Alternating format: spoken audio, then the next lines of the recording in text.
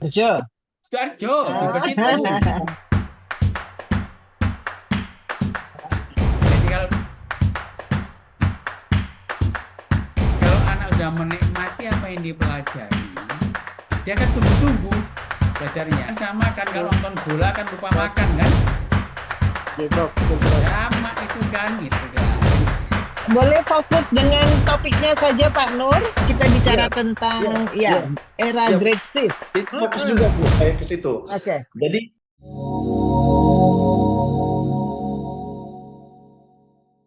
Pertama-tama saya ucapkan selamat malam.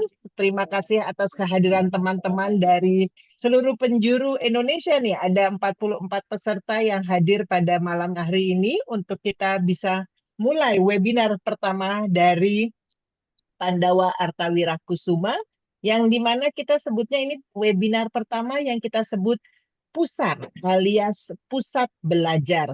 Jadi Pandawa Artawira Kusuma ini adalah sebuah yayasan yang bergerak dalam bidang pendidikan. Kita akan membantu para teman-teman pendidik dengan berbincang-bincang tentang guru di era Great Shift.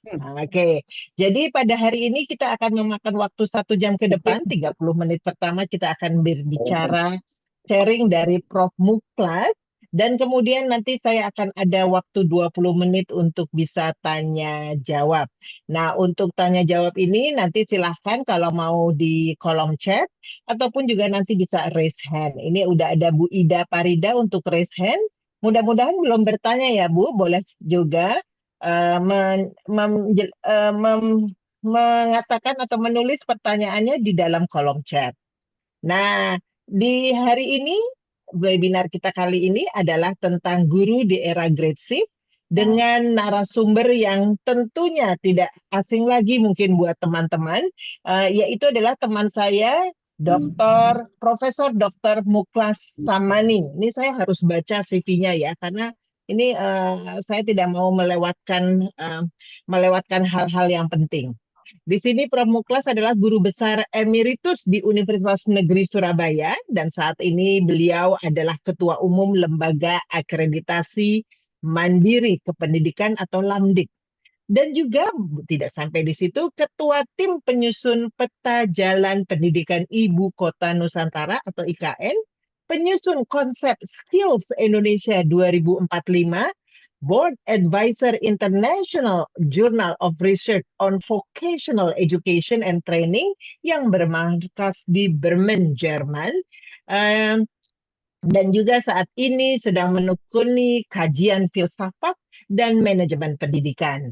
Jadi beliau pernah menjadi wakil rektor bidang pengembangan dan kerjasama Universitas Negeri Surabaya, direktur ketenagaan Ditjen Dikti, rektor Universitas Negeri Surabaya, ketua tim UKM PPG, anggota Badan Akreditasi Nasional Sekolah dan Madrasah. Ini waktu ini bersama saya ya Prof ya.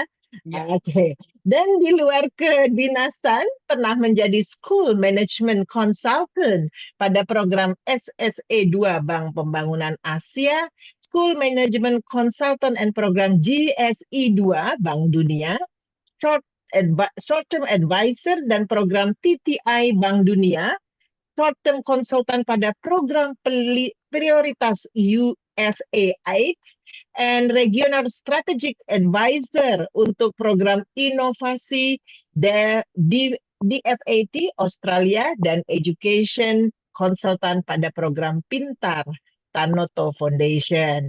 Luar biasa sekali ya ini CV-nya dan hari ini kita sangat beruntung beliau bisa berbagi bersama kita. Dan dalam organisasi profesi ini juga beliau nggak kalah repot ya. Beliau masih menjadi ketua Dewan Pembina ISPI Pusat dan Dewan Pembina Adgif FI Pusat, Dewan Pakar PBP GRI, dan dalam bidang sosial saat ini sebagai ketua Dewan Pembina Yayasan Rumah Kita, Dewan Pembina Sekolah Cikal Cendikia,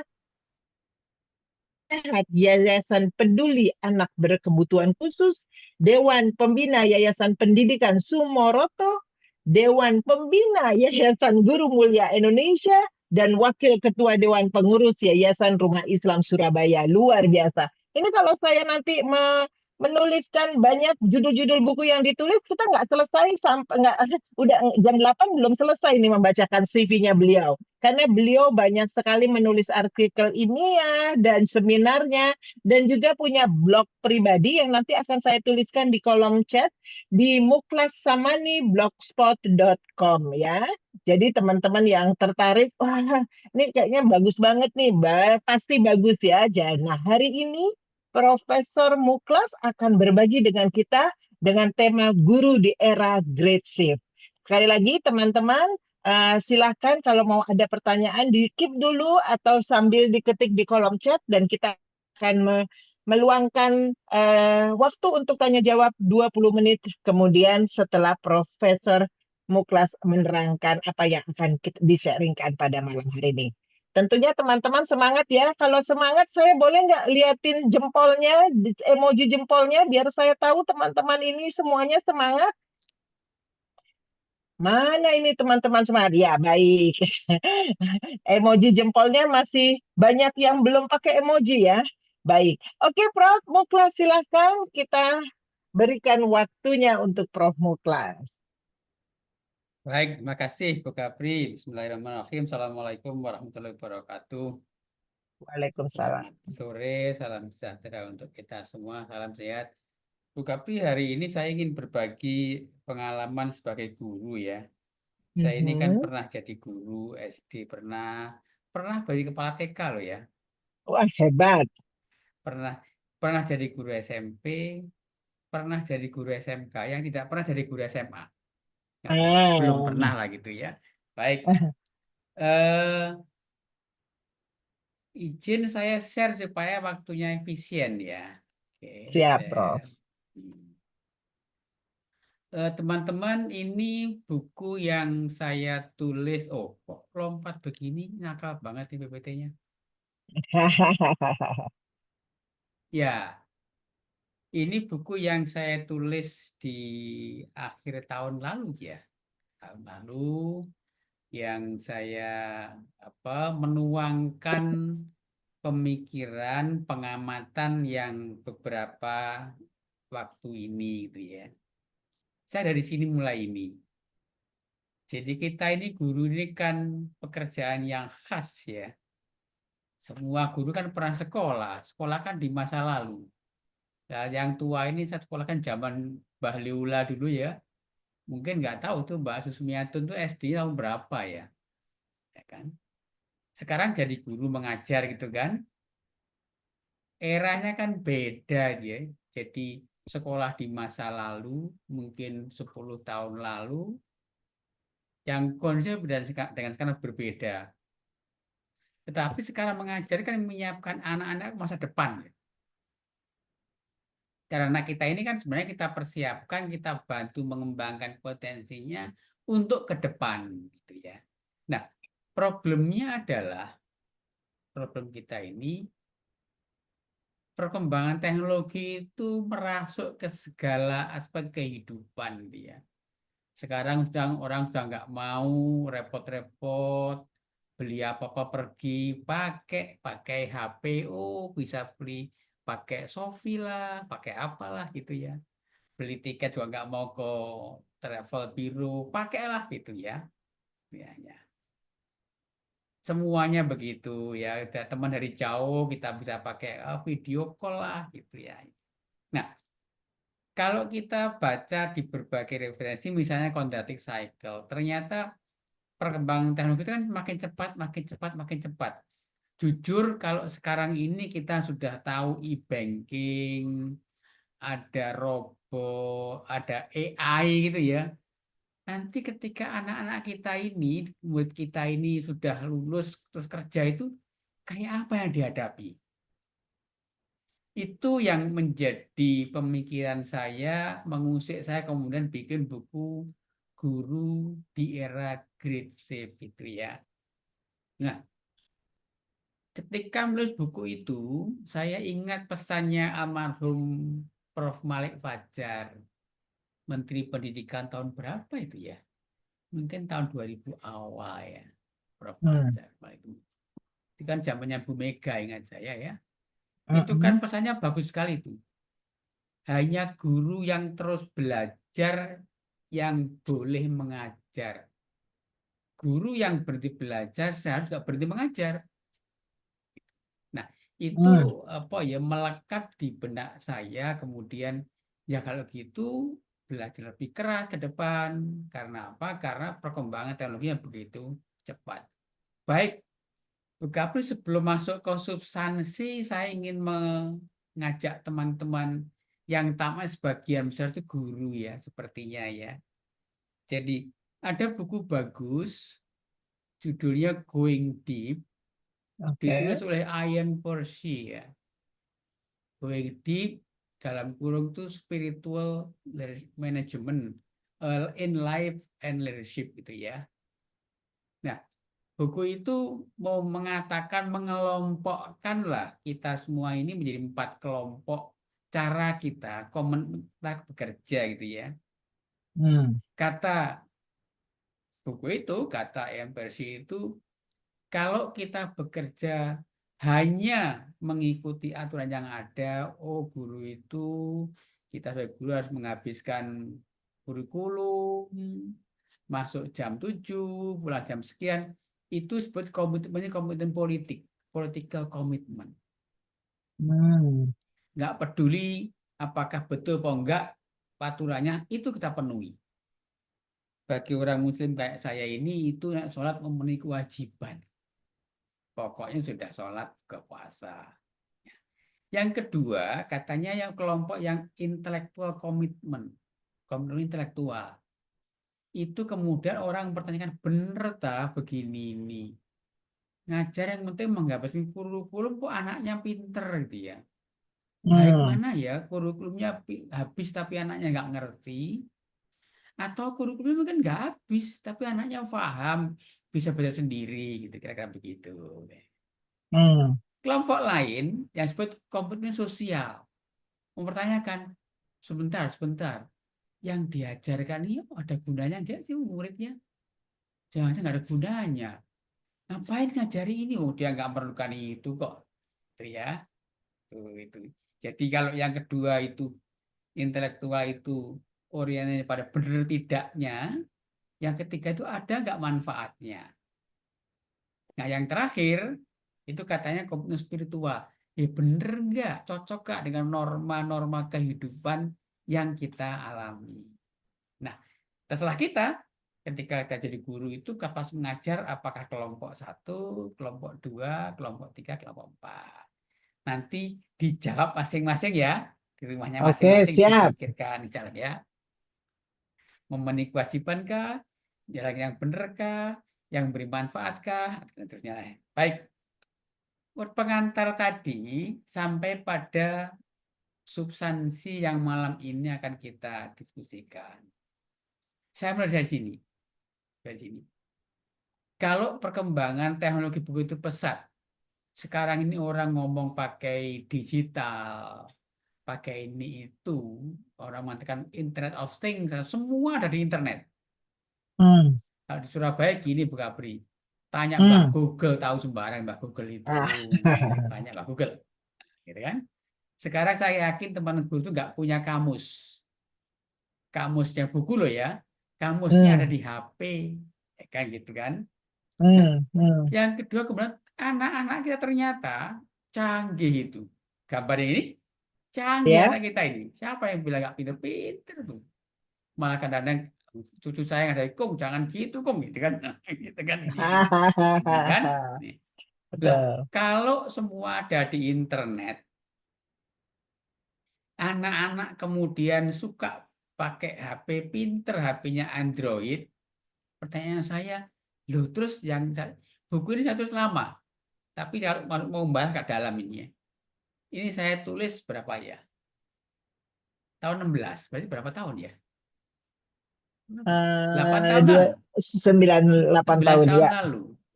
Semua dihandle Google, tugas sekolah apa? Karena Hmm. semua ada di Google. Gitu ya. Nanti ini kalau membahasnya agak dalam ya, agak perlu waktu mungkin. Oke. Ketika saya tulis itu saya pernah diprotes para guru karena menganggap guru apa? Enggak, bukan begitu. Guru itu penting, gitu kan? Oke. Nah, tapi ada fenomena yang lain. Ketika teknologi maju, pas COVID itu secara perawatnya kan robot. Karena perawatnya takut kan, pakai robot. Kan? Sekarang kalau kita ke Singapura misalnya, tetangganya Bukapri itu sudah mulai ada taksi driverless kan, tanpa Iya, betul. driver itu. Dan Iya. katanya lebih aman. Saya belum pernah coba sih. Katanya lebih aman. Iya, lebih Nah, peka. lebih peka. Yang ini, yang Hmm. gambar ini kan jangan lupa, jangan-jangan sepatu yang kita pakai itu dibuat oleh 3D printer. Karena yang buat sepatu bukan orang, tapi 3D. Hmm. Ya kan? Nah, kalau semua gitu kan sebenarnya pekerjaan kita berubah gitu ya. Sekarang kita Hmm. nggak mau menghitung ada kalkulator, teman-teman itu. Itulah Hmm. kira-kira. Sehingga kemudian kalau semua dihandle Google dan pekerjaan berubah, itulah yang ingin kita bahas. Tampaknya guru harus mikir berubah cara bekerjanya begitu ya. Kira-kira begitu. Ini yang ingin kita bahas pada sore hari ini.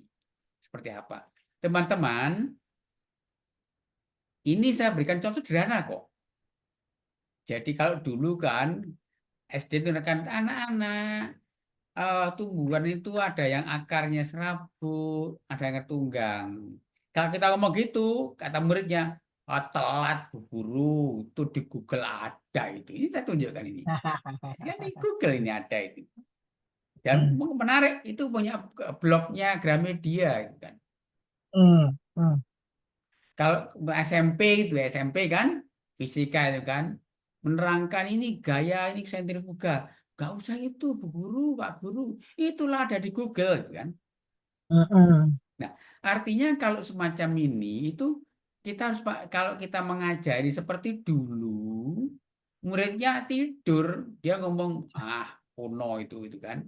Nah, bagaimana caranya yang akan kita bahas malam ini itu memanfaatkan Google untuk kerja kita gitu kan. Jadi sudah berubah caranya mengajar ya grid shift tadi kan gitu. Jangan pakai buku menerangkan, enggak, murid bisa sendiri ya. Oke. Tapi kalau pakai Google saja ya, itu hanya bisa jawab pertanyaan-pertanyaan yang sifatnya itu apa itu, ini itu gitu kan gitu. Nah, tapi kalau Bapak Ibu ingin lebih dalam, mengapa Google nggak bisa? Harus masuk ke AI. Misal saya gunakan paling gampang kan ChatGPT. Yang paling gampang ini. Saya beri contoh ini. Cara masuknya begini, tanyakan. Dia akan tanya, what can I help you? What can? Saya bertanya, tak coba tadi pagi saya nanya itu, mengapa di bulan September Indonesia itu panas ya? Jawab ChatGPT loh, jawab loh. Nah, artinya apa? Artinya teman-teman guru di era grid shift ini perubahan yang cepat ini jangan menerangkan seperti dulu lagi. Karena apa? Karena semua sudah diterangkan oleh internet, oleh Google, oleh ChatGPT. Sekarang ada Gemini, ada juga apa itu Jenny gitu ya, macam-macam itu. Ada yang langganan ya ada yang bebas free, ada yang langganan gitu kan. Ada tingkat rendah, ada yang tingkat tinggi. Jadi Jenny misalnya itu ada yang untuk akademik, ada untuk bisnis gitu ya, macam-macam lah. Dan tidak mahal. Bahkan baru kemarin saya dengar, baru saya, China mengembangkan yang namanya DeepSeek yang cuma Rp8.000 sebulan. Rp8.000 loh sebulan. Wow. Itu AI-nya mereka kan itu. Nah, dari sini teman-teman, pendek saja. Ini saya ingin mengajak teman-teman belok ke tempat yang lain. Tadi kan di satu. Ini yang pertimbangan kedua. Teman-teman tentu Bapak Ibu, teman-teman, Mbak-mbak, Mas-mas itu pernah ngalamin belajar sepeda. Saya yakin ketika kita belajar sepeda itu kan nggak takut jatuh. Dan suruh berhenti nggak mau kan? Kita kan oleh ibunya kan berhenti capek-capek, berhenti enggak, terus aja itu kan. Kenapa? Karena kita pengen bisa naik sepeda. Yang gambar tengah ini, itu gambar Bapak apa itu? Pak siapa tadi? Itu yang nonton bola sampai lupa makan tuh loh. Oh ya ini Piala Eropa ini. Oh ini enggak, ini lagi Indonesia lagi malam kawan mau Bahrain ini gitu kan. Sama yang kalian ibu-ibu kalau sudah termasuk Bu Kapri ya kira-kira ya. Kalau sudah lihat drakor itu kan lupa buatkan kopi suami kan gitu kan. Nah, 3 contoh ini saya ingin menunjukkan bahwa orang itu kalau mengerjakan sesuatu yang dia sukai itu lupa waktu. Seandainya murid itu bisa mempelajari yang dia sukai, nggak mau berhenti. Nah, itu yang ingin saya dorong teman-teman. Memanfaatkan Google, ChatGPT tadi, tapi yang cocok dengan yang dia sukai. Itu ya. Ini. Nah, apakah bisa? Saya pernah nyoba. Iya, coba ini. Tapi sebelum ini ya. Jadi, ketika kita akan mencoba mau ngajar memanfaatkan Google, ChatGPT, Jenny, Gemini itu, yakinkan diri bahwa anak itu bisa mencari kok. Mungkin kita yang memandu, mungkin nggak di situ nak, di sini nak tempatnya. Yang kedua, IoT, Internet of Things yang level rendah itu hanya bisa jawab yang sifatnya faktual. Apa, berapa, di mana gitu kan. Tapi kalau seperti mengapa, misalnya tadi saja, mengapa di bulan September Indonesia panas, itu Google nggak mau jawab. Harus masuk ke yang AI itu. Bisa ChatGPT, bisa Gemini, bisa Jenny, bisa macam-macam lah gitu kan. Nah, karena teman-teman itu sudah bisa, anak-anak yang bisa, tapi tidak bisa loh yo, AI itu menggandeng-gandengkan. Kecuali datanya ada. Contohnya begini, ini eksperimen saya di tempat saya ya. Anak SD kelas 5, buka kacamata sekarang pengen lihat kan. Jadi saya ingin mengajak anak-anak itu, anak SD itu, bagaimana dia bisa menggunakan internet yang digandeng-gandengkan. Jadi anaknya 24, saya bagi di 6 kelompok masing 4 orang. Pertanyaan sederhana. Anak-anak ini diminta kemudian temukan jalan tercepat dari sekolahmu ke kebun binatang, tapi naik bis loh ya. Jadi jalan terpendeknya tahu Google. Tapi apakah jalan bisa dilewati bis, dia Google nggak tahu. Nah ini, jadi ini hanya bisa menggandengkan, anak menggandengkan ini tahu rute jalannya, peta jalannya ada. Tapi kalau mereka dicoba pakai mana yang bis gitu ya. Yang kedua kemudian ditanya, mana yang lebih murah dari sekolahmu ke kebun binatang itu, apakah naik gokar, Grab, atau naik bis? Dia mesti masuk ke Google, berapa nyewanya bis, dibandingkan berapa kalau naik gokar. Tapi bis kan sekali angkut bisa anak 24. Gokar kan nggak bisa. Sehingga dengan begitu anak membandingkan mana yang lebih murah. Yang ketiga, anak-anak saya minta oke, nanti tiap kelompok 4 orang diberi uang 100.000.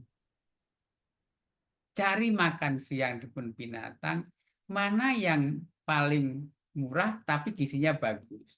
Dia mesti browsing kan, membandingkan, tapi dibandingkan kan hanya tahu makanannya ini kan.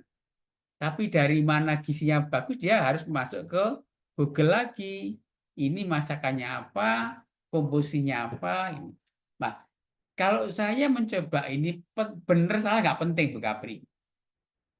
Jadi semuanya betul Ya, jawabannya, semuanya betul. oke. Yang kita dorong adalah bagaimana dia belajar mencari informasi di dunia internet tadi, menggandeng-gandengkan, melakukan analisis, gitu ya.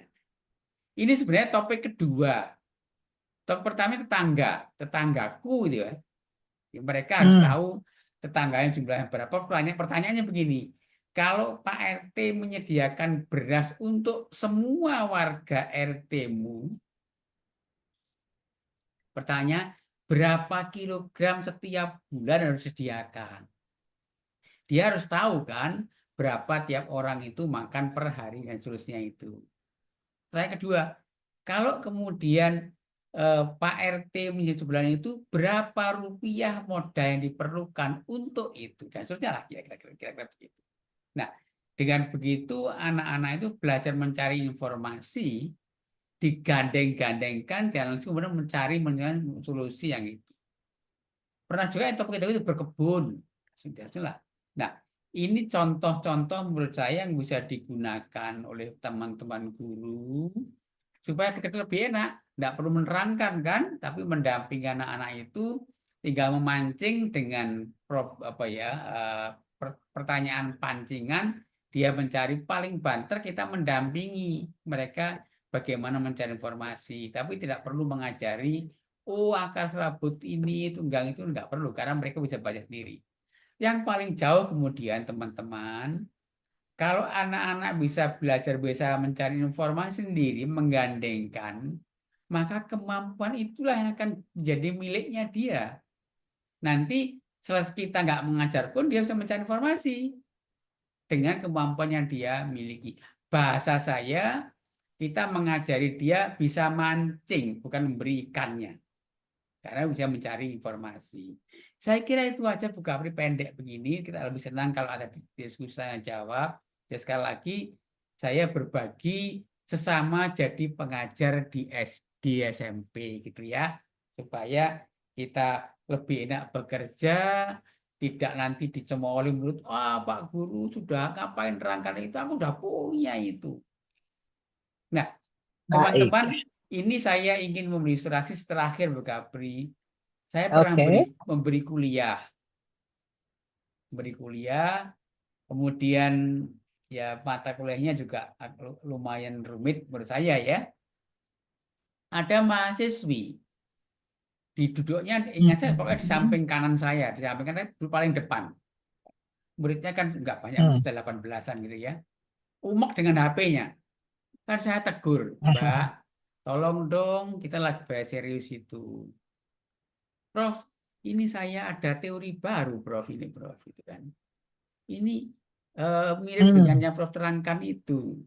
Saya gak gondok kan, dalam hati saya, cantik gak seberapa, gitu kan, di dalam hati saya kan. Setelah Bapak terangkan, dia menerangkan bagus sekali.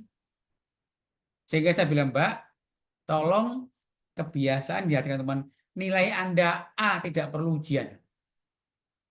Saya bayangkan, saya yang mengajar belum tahu teori itu, dia sudah baca di HP-nya dia, dan bisa menjelaskan dengan bagus. Menurut saya itu melebihi saya, dapat A. Nah, jangan kita mendorong anak-anak begitu. Pelan-pelan nanti anak-anak bisa mencari sendiri, bisa bantah kita. Bukan gitu Pak Guru, ini yang lebih baik, gitu kan. Jadi kita jangan jadi seperti guru silat yang tidak mau dilampaui muridnya. Kalau guru silat nggak mau, jadi kalau melampaui kan melawan gurunya gitu kan. Gitu. Baik, itu aja. Monggo nanti kita berdiskusi supaya kita lebih menarik. Makasih. Assalamualaikum warahmatullahi wabarakatuh. Waalaikumsalam warahmatullahi wabarakatuh. Baik, terima kasih Prof. Muklas. Senang sekali kita sudah mendengarkan bersama-sama tentang guru di era Great Shift, yang dimana Profesor juga menuliskan bukunya. Dan tadi saya waktu diskusi dengar-dengar untuk para peserta hari ini yang mau bertanya, kita akan memberikan 5 buah buku yang akan kita bagikan kepada teman-teman. Yang kemudian nanti kita akan kirimkan, tapi teman-teman nanti harus mengganti ongkos kirimnya ya, tapi bukunya gratis. Bukunya gratis, ya baik. Dan tadi juga Prof sudah menyinggung tentang semuanya bisa dihandle Google. Tugas sekolah apa? Nah, ini yang saya beri sedikit ya buat teman-teman yang mau bergabung di bulan depan. Jadi teman-teman perlu dicatat, setiap hari Jumat di akhir bulan itu kita akan membuat webinar untuk para guru dan atau para pendidik atau para parent, yang dimana yang bulan depan akan ada dari Prof Muklas yang mau melanjutkan nih tentang yang semua dihandle Google, itu kita buat semua bisa dihandle AI. Lalu tugas sekolah apa? Jadi teman-teman yang berkecimpung dalam manajemen sekolah ini nanti bisa bergabung dengan kami di bulan depan. Baik, Prof. Ini saya masih menunggu teman-teman raising hand-nya, dan saya sudah melihat ada beberapa yang sudah. Tapi saya sebelum menjawab ada pertanyaan dari Pak Ahmad Farid dari Yayasan Ar-Rahman Suko. Ya Pak, Ya, nuhun. oke, sebentar Ibu. Oke, nah saya coba memancing dulu ya Prof dari tadi yang Prof katakan. Jadi kalau mengajar itu anak-anak harus dibuat senang dulu. Tadi kesimpulannya ya Prof ya, karena kalau dibuat senang anak-anak akhirnya bisa belajar dengan sendirinya, sehingga tugas guru ini lebih ke arahnya harus bisa memancing. Wah, membuat anak-anak bisa memancing sendiri. Itu analogi yang baik sekali. Baik, ini ada pertanyaan dari Pak Ahmad Farid. Prof, bagaimana meminimalisir gadget ketika di kelas? Ini pengawasannya pasti susah, padahal sudah baik. Maksudnya mau memperbolehkan adanya gadget, tapi gimana mengawasi di kelasnya? Begitu Prof, dari Pak Ahmad Farid. Nih, saya Pak Ahmad Farid dari mana ya Pak Ahmad Farid ya? Boleh di-unmute Pak Ahmad? Dari mana Bapak? Ini Yayasan Ar-Rahman Suko, mana nih? Sukondo. Sukodono. Wah, Iya. ini Pak. Ya, Sukondono Sidoarjo. Oh, Pak, ya tetangga silakan saya. di-unmute. Gini Pak Ya. Farid, saya cerita ya. Kira-kira tahun berapa ya anak saya yang nomor 2 itu SMA, waktu itu eranya internet mulai muncul. Itu loh, mulai muncul warnet, ingat nggak? Ada warnet kan tahun itu. Saya agak berbeda dengan orang tua yang lain. Jadi saya justru malah membuat internet di rumah. Karena apa? Kalau anak itu dilarang, biasa dilarang kan curi-curi. Sama Pak Ursa gitu kan, kalau sama keluarga dilarang kan, oh curi-curi, mau nggak tahu gitu kan. Nah, itu. Mending kemudian di rumah saya masang internet untuk anak saya itu, tapi saya pancing menggunakannya begini, ini yang nggak boleh, yang boleh, dan diberi tugas malah supaya bisa menggunakan internet itu. Nah, kadangnya begini Pak Ahmad Farid. Tolong kemudian buat kita manfaatkan. Jadi kalau anak itu kan nanti dikatain kan, mari anak-anak dikeluarkan HP-nya ya. Kalau memang bawa HP ya. Kalau pakai sekolah sediakan WiFi dengan desktop, ayo anak mencari ini berapa jarak dari Sukodono ke Malang. Tahu ada kan di situ. Jadi kita kan kalau kita naik dari Sukodono, naik mobil, naik motor dari sini berapa habisnya bensin? Ya karena umek di situ. Jadi intinya bagaimana justru anak itu menggunakan internet tadi untuk kepentingan belajar. Teman-teman, saya ingin sedikit nambah Bu Kapri. Jadi yang Pak Menteri kita deep learning. Deep learning itu hanya bisa terjadi kalau anak-anak itu suka apa yang dipelajari. Jadi jangan dibalik ya. Jadi joyful learning dulu. Kalau anak itu senang apa yang dipelajari, seperti ini Pak Farid. Pak Farid, halo Pak Farid. Ya, beliau sudah bisa lihat, cuma Ya, lagi ya, utak-atik oke. Ya, mute-nya. Pak Jenny kan sama kan kalau nonton bola kan lupa Prof. makan kan? Oke, Prof. Betul, Prof. Sama itu kan gitu lah. Jadi sama ke anak kalau sudah di gadget dia akan tentu loh ya. Dia akan lihat apa yang dia sukai. Ya justru itu yang diarahkan gitu ya. Jadi kalau kalau anak sudah menikmati apa yang dipelajari, dia akan sungguh-sungguh belajarnya. Sama kita belajar motor kan, pedekal kan gitu sungguh-sungguh kan. Itulah learning, belajar dengan sungguh-sungguh sehingga bermakna itu. Nah, kalau terjadi kemudian tidak disuruh belajar pun belajar sendiri. Jadi ya sebenarnya ujungnya itu yang disebut self-directed learning, belajar tanpa disuruh. Itu terjadi kalau suka. Panjenengan suka nggak ngotak-atik motor, Pak Warid? Enggak. Ya, bagi yang Bisa suka ini ngotak-atik mungkin. motor kayak saya ini, itu ngotak-atik motor tuh bisa lupa makan. Karena apa? Karena seneng. Nah, jadi katakanlah bagaimana kita membawa anak-anak itu mempelajari apa yang dia sukai, gitu ya. Itu aja. Ye. Kalau Baik, begini, Prof. silakan Pak Farid mau menanya pertanyaan. Monggo.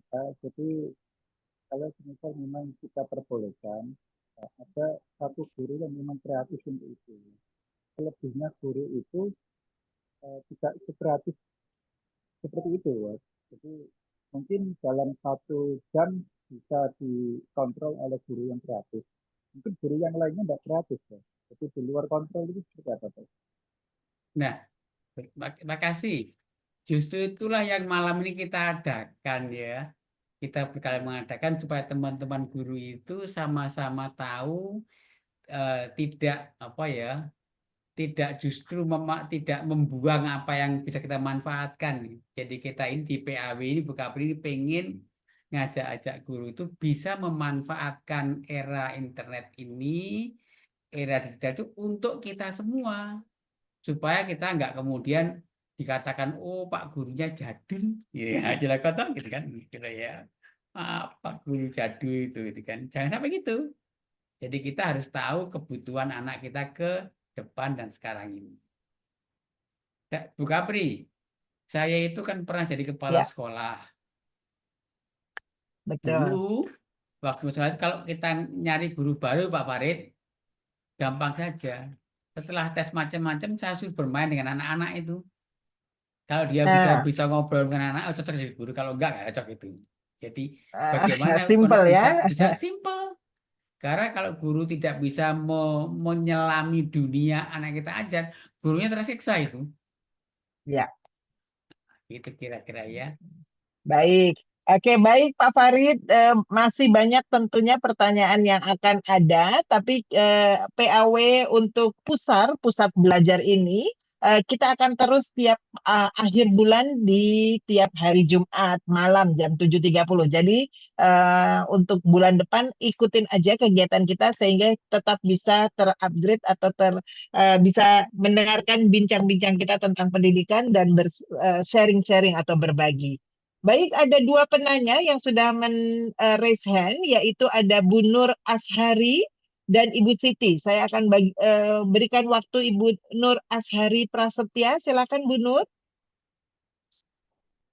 Oh, Bu Nur atau Pak Nur? Maaf. Pak Nur, gambarnya Pak Nur tuh. Maaf. Pak Nur. Oke, Pak Nur Ashari Prasetya. Silakan Pak Nur. Dari mana Pak Nur? Oke, bismillahirrahmanirrahim. Assalamualaikum warahmatullahi wabarakatuh kepada Waalaikumsalam.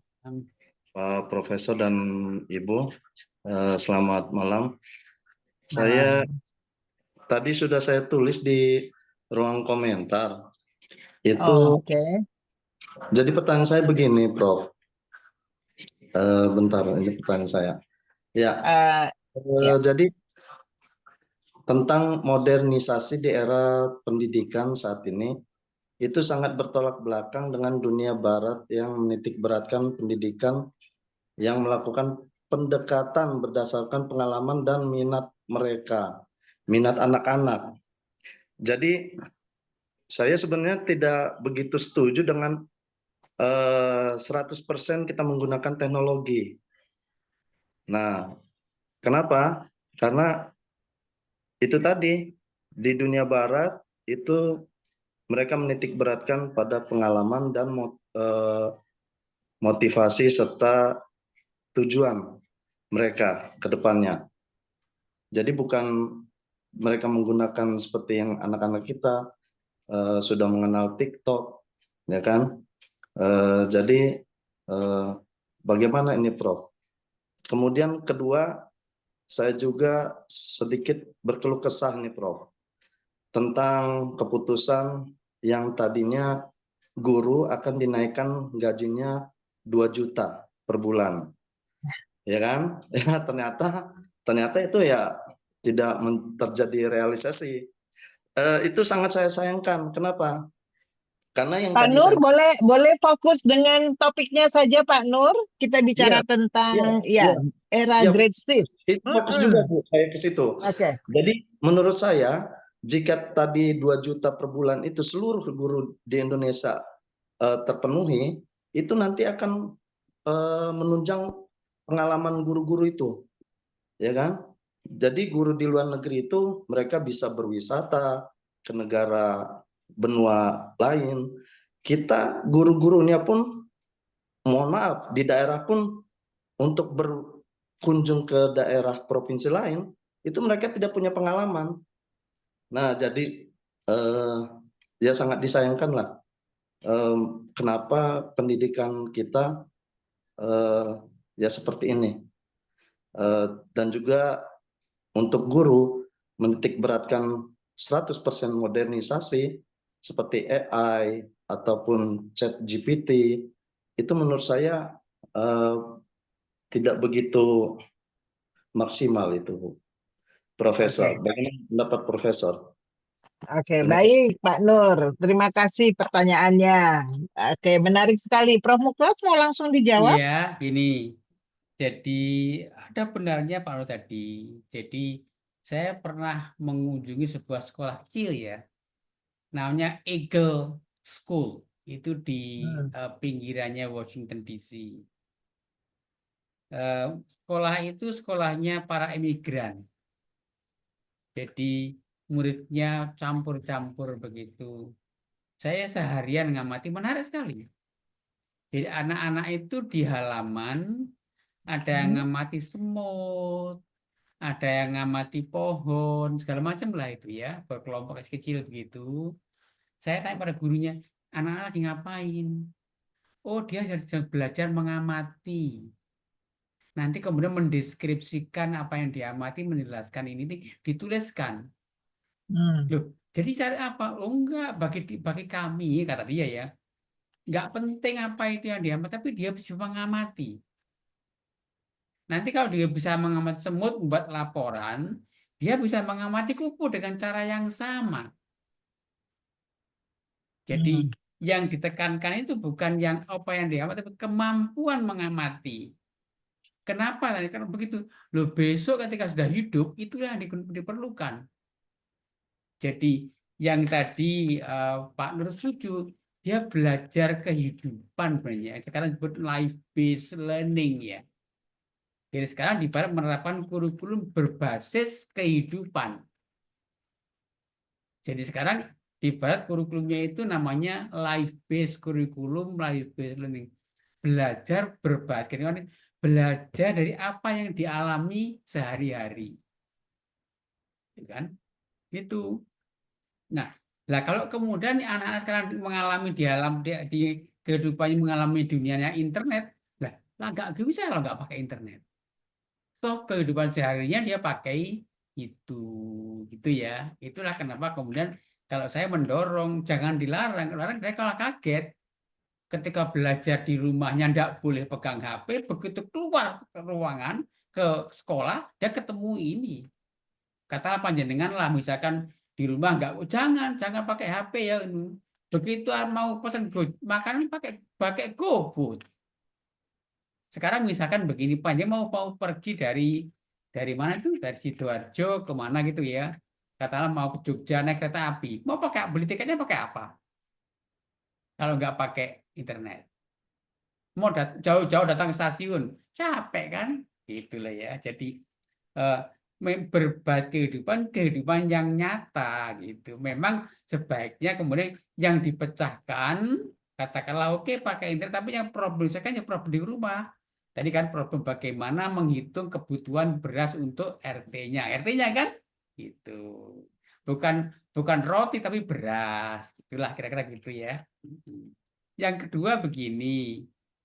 Soal guru tadi nggak tahu saya gajinya berapa. Aku udah pensiun sih, gitu ya. Nggak tahu saya gajinya berapa. Ya kita doakan mudah-mudahan nanti terpenuhi benar gitu ya. Kalau saya setuju kok. Karena kan orang guru juga manusia biasa kan. Kalau belum kecukupan yang dibutuhkan ya juga repot gitu ya. Mudah-mudahan kita doakan lah gitu ya. Nah, yang terakhir begini. Teman-teman para guru, jadi dunia kita ini dunia yang terkoneksi ya.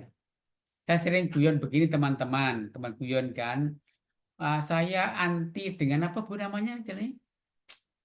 Globalisasi, saya tanya. Lah, punya HP itu, HP dari mana? Itu kalau misalkan beli apel, dari mana apelnya? Semua impor? Enggak juga. Saya pernah kalau kita umroh gitu kan, orang jual tasbih dari mana? Arab bikin tasbih? Enggak, yang bikin paling Pasuruan tasbihnya itu kan. Jadi kalau kita beli tasbih, beli apa itu yang buat Saudi enggak, kan gitu ya. Bahkan saya punya teman dengan bangga sekali Bekapri beli blazer apa blazer bukan ya? Apa yang kayak jasa ya tapi ya blazer kan bangga itu ini bagus. Belinya di mana? Di Kanada. Dibuka buatan Bangil. Itu kan. Aduh. Udah harganya dolar ya padahal. Iya. Tadi ada yang rumahnya Sukodono siapa? Sukodono tadi. Pak Farid ya? Ya. Pak Farid masih ada? Pak Farid. Kalau Bapak beli sepatu Adidas, buatan mana?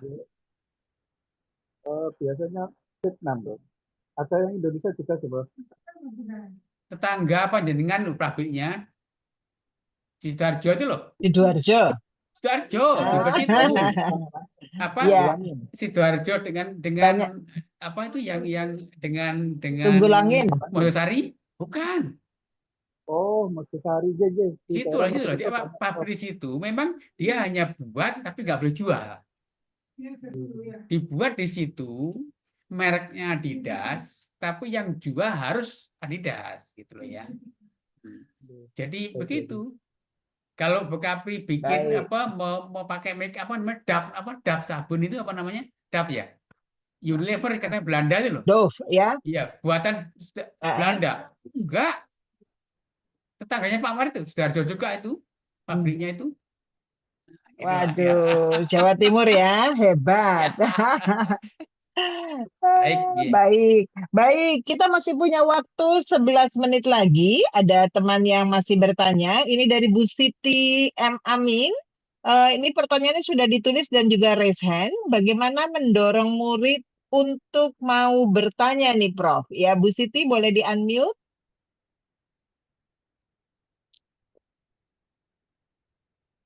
Bu Siti, ya. Ya, ini sudah ada 72 peserta pada sore hari ini atau malam hari ini. Salah satunya Bu Siti yang ingin bertanya. Dan pertanyaannya ini, Prof. Bagaimana mendorong murid untuk mau bertanya? Itu jawabannya tidak mudah. Itu Bu Siti Amin, teman-teman saya itu. Itu profesor gitu ya. Gini Mbak Amin. Sama-sama tahulah jadi budaya kita memang perlu di pelan-pelan ya, karena budaya kita itu tidak mendorong anak mau bertanya. Kenapa dulu saya mau apa ya sudah bosan itu benar memulai TK, Bu Gabri, menurut saya TK kita Ah, itu membunuh rasa keingintahuan kita. Jadi kenapa, Bro? anak kecil itu selalu bertanya kan, Ma, ini Mm-mm. kenapa, Ma? Ini kenapa, Ma? Itu apa gitu kan? Itu kemudian kita matikan ketika di TK. Karena di Ah, TK anak-anak justru tidak boleh bertanya kan? mhm, Tadi yang kenapa tadi mendorong pertanyaan tadi itu yang tadi katakanlah anak-anak yang didorong dari merancang dari sekolah kebudayaan itu mendorong dia bertanya, mencari. Bertanya itu bisa mm, kepada gurunya, bisa bertanya pada diri sendiri. Mencari kan bertanya sebenarnya kan? mm, Itu. Jadi menurut saya betul. itu didorong dari TK, dari SD awal didorong untuk bertanya. Anak itu karena dengan bertanya itu mereka akan terdorong mencari jawabannya. Cuman usul saya kalau anak bertanya jangan dijawab langsung. Mm, Justru diprobing untuk didorong untuk mencari menemukan sendiri. Jadi mm, misalkan begini, Pak Guru, saya pengen tahu bedanya eh, akar tuang akar sahabat apa sih? Nah, yuk kita cari yuk di ini yuk. No, ya. Coba jejerkan ya, bedakan keterangannya. Jadi seakan-akan kemudian dia tahu jawabannya oleh diri sendiri. mm. Itu akan menjadikan dia percaya diri karena dia bisa mencari sendiri yang apa dia ingin tahu. Karena sukses itu akan mendorong orang lebih giat untuk do something lagi. Jadi bagaimana kita mendorong anak-anak itu kemudian merasa sukses. Gitu. Baik. Baik, pertanyaannya bagus dan jawabannya juga bagus. Bu Siti, mudah-mudahan Bu Siti bisa mendengarkan semua jawabannya. Nah, baik teman-teman, kita Bisa, masih ada bisa, waktu. mohon maaf Ibu, bisa Oke, nambah sedikit Ibu. boleh. Silakan Ibu Ya, Siti. ini pengalaman saya. Ini mohon maaf, ini kamera saya nggak bisa diaktifkan. Eh, Baik. Pengalaman saya sudah memberi kesempatan kepada murid-murid saya untuk menggunakan HP untuk browsing gitu ya. Tapi ternyata mereka itu menggunakan kesempatan itu tidak untuk browsing. Ada yang untuk WA lah, malah ada yang membuat saya tertawa gitu. Karena dia ternyata menggunakan HP-nya itu untuk berkaca gitu. Jadi masang lipstick gitu. Ya, itu betul-betul saya alami di kelas gitu ya. Dan saya mengatakan sampai saya mengatakan wis ayu gitu. Artinya udah cantik gitu ya. Tapi Ini Bu ya Siti mereka dari Surabaya ya, Bu ya? iya, Hmm, tapi mereka ya tenang-tenang aja itu enggak ada eh, rasa apa ya, eboh pokeboh itu apa Pak Muklas bahasa ya. Indonesianya? Tidak tahu malu ya, Iya, tidak iya, sungkan. iya, iya. Itu Baik, pengalaman saya yang saya sampai sekarang masih merasa kesulitan gitu ya. Ya, makasih. baik Bu Siti dari Surabaya. Monggo Prof Muklas. Jadi kalau mereka nggak tahu Ini, malu ya, dablek ya pakai handphone, itu gimana cara mensiasatinya? ini, ini kan tanya kan ibu ya. Tadi ibu yang Gabri yang tanya kan. Ya, betul Ibu-ibu. Bu Siti Amin. Iya. Jangan mengikat pikirannya suami karena pikiran nggak bisa diikat. Hmm, Eh, metafornya begini, kita bisa menarik kuda ke danau tapi jangan mimpi bisa memaksa kuda minum air danau. hmm, Kita bisa memaksa anak di kelas tapi jangan mimpi bisa memaksa pikiran anak di kelas, kecuali ya kudanya dibuat haus, kecuali hmm, anaknya dibuat haus. Apa itu? hmm. Sesuatu yang ingin ketahui. Ya, itu metafornya begitu. Jadi kalau kita tidak bisa menemukan anak-anak tertarik ke sesuatunya itu, dia akan mencari kemana-mana. Jadi misalkan gini, makanya tadi ada gandengan pertanyaan dengan tadi apa ya Pak Pak Pak Nur tadi ya, Pak Nur. gandengannya itu. Nanti kita bisa diskusi dengan namanya kurikulum berdiferensiasi yang digunakan di negara lain ya. Itu jadi kalau anaknya sukanya matematika, nggak suka menyanyi, jangan dipaksa menyanyi. Jadi kalau bahasa saya begini, seandainya Pak Habibie dulu itu dimasukkan apa ya sekolah olahraga mungkin nggak jadi loh ya. Ya, Tapi baik. kalau misalnya Mahalini itu disuruh berlatih voli, ya nggak jadi kan? Kalau itu siapa namanya yang sekarang di Korea terkenal siapa? Bu Mega, Mega siapa? Mega siapa?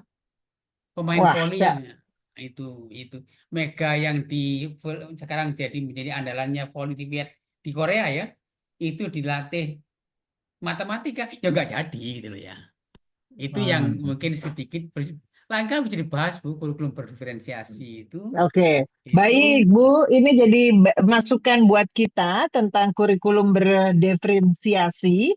Nah, ini jadi memancing saya untuk meminta para teman-teman yang ada di sini, ini ada 71 peserta, mohon kiranya bisa mengisi evaluasi yang sudah diberikan oleh Kak Fajar, admin kami, yaitu evaluasi untuk kegiatan webinar yang dimana di situ mungkin bisa memberi sarannya supaya kita akan menjadi tempat untuk ngobrol-ngobrol santai atau bincang-bincang edukasi termasuk sebagai pusat untuk belajar teman-teman sehingga teman-teman mendapatkan hal-hal yang diinginkan. Baik, karena waktu saya akan meminta yang terakhir yaitu dari Bu Tati Farida Bekasi yang sudah mengacungkan tangan. Bu Tati Farida Bekasi, boleh silakan untuk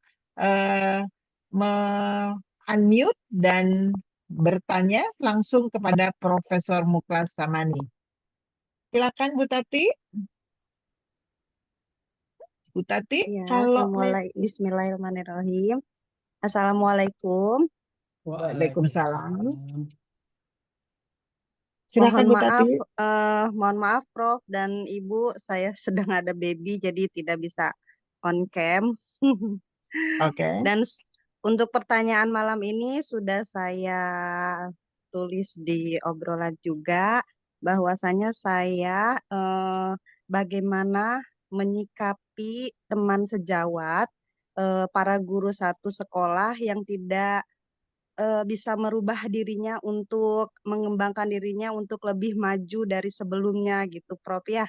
Karena di sini saya yang alhamdulillah sudah lebih melek IT dan bisa mengoperasikan laptop dan sebagainya teknologi, tapi malah dibebankan gitu dari pihak sekolah. Contohnya kemarin seperti ada kelas 5 itu kan ada ANBK. Jadi tetap saya terus yang untuk mengawal gitu. Sedangkan teman sejawat saya itu juga lebih senior dan jabatannya juga lebih bagus dari saya yang honorer gitu ya.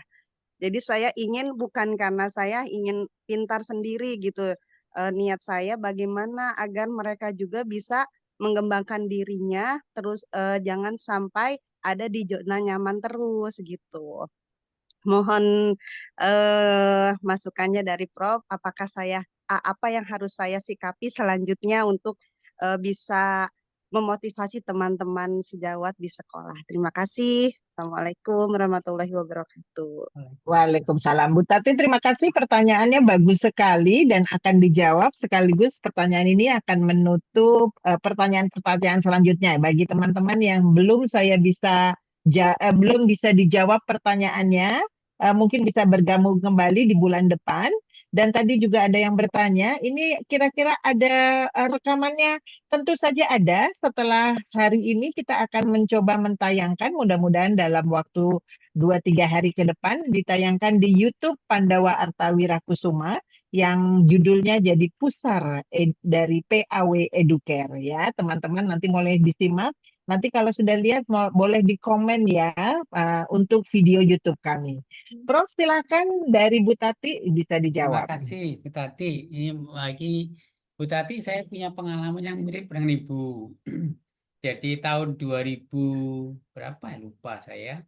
ketika saya bertugas itu kemudian ingin memulai apa ya waktu itu semua menggunakan komputer gitu ya. Tahu-tahu 2000 berapa aja. Tapi teman-teman kamu itu banyak yang senior kan, mengatakan oh kalau saya 3 tahun lagi pensiun udah malas belajar itu. Kami dari bingung mana mulainya. Lama-lama menemukan cara. Waktu itu saya minta teman muda ngajari mereka main game di komputer. Ternyata ketika dia bisa main game baru mau. Jadi ternyata dia yang mau menggunakan komputer setelah dia bisa main game di komputer baru belajar yang lain gitu ya. Jadi mesti punya pintu untuk menarik dia masuk ke zona itu. Kenapa begitu? Begini loh. Jadi kita nggak mau ngomong teoritis ya. Kata teori itu kalau ada orang 100 itu ya, yang gampang, yang idenya banyak paling 3 orang, 3 orang. Kira-kira 2,5% sampai 4%. Nanti yang 16% kira-kira orang yang gampang ikut. Nanti ada orang lagi kelompok lain itu baru mau kalau oh enak ternyata pakai itu ya. Itu loh ya itu. Nah, cari ini. Seperti teman-temannya ibu tadi itu kelompok yang ini. Belum mau nyoba kalau belum tahu enaknya make itu loh ya. Nah, itu. Coba aja ibu nanti dia komputernya itu diajak untuk main game lah, lihat apalah supaya tertarik baru diajak substansinya. Sama dengan kalau ngajar lah ya, kita ajak ngobrol dulu. Yang kira-kira topiknya menarik baru ngomong substansi. Jadi katanya itu apa? Belajar sambil bermain atau bermain sambil belajar. Saya kira begitu Bu Kapri, terima kasih. Baik, Semoga baik, ketemu di Prof. lain kesempatan. Betul, baik Prof. Terima kasih banyak. Saya sebagai moderator, saya sangat berterima kasih sudah mendapat kesempatan memoderasi Pak Prof Muklas di acara webinar pertama dari Pandawa Artawirakusuma yang berjudul Guru di Era Great Shift. Mudah-mudahan bulan depan di hari Jumat di tanggal terakhir, jadi tanggal 28 Februari kalau tidak salah hari Jumat, kita akan bisa bertemu lagi dengan judul Semua Dihandle AI, tugas sekolah apa, dan kebetulan Prof Muklas masih bisa bersama kita. Dan sudah bisa lihat cucunya Prof Muklas, berarti itu sudah waktunya kita harus undur diri. Terima kasih sekali lagi teman-teman, dan jangan lupa menuliskan evaluasinya supaya kita bisa menjadi lebih baik. Kang Fajar sudah menyediakan WA-nya. Jika teman-teman menginginkan sertifikat, silahkan teman-teman menghubungi Kang Fajar sehingga Pak Kang Fajar bisa membuatkan sertifikat sehingga semuanya bisa mendapatkan sertifikat selama kegiatan ini. Baik, Prof. Terima kasih. Teman-teman sudah meluangkan waktu. Terima kasih. Kang Fajar, terima kasih. Saya sebagai moderator undur diri. Sampai jumpa. Assalamualaikum, Waalaikumsalam. Terima teman-teman. kasih. Sampai ketemu Ya, bulan depan. baik.